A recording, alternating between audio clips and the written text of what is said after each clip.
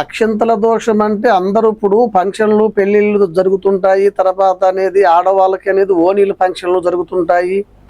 అలాంటి కార్యక్రమాలు జరిగేటప్పుడు అవి పవిత్రమైన కార్యక్రమాలు జరిగేటప్పుడు అనేది కొందరు ఏంటంటే చనిపోయిన వాళ్ళు కూడా పిలిచినా కూడా రారు. కొంతమంది మనకి మైలు ఉందని చెప్పిన రారు.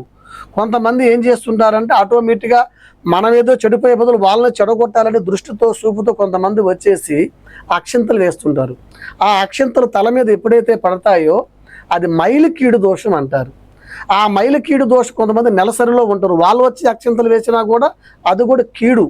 వాళ్ళకి వెదుగుదల ఉండదు, మనశ్శాంతి ఉండదు, తర్వాత వాళ్ళకి పెళ్ళిళ్ళు పేరెంటాలు కూడా ఇబ్బందులు అవుతుంటాయి.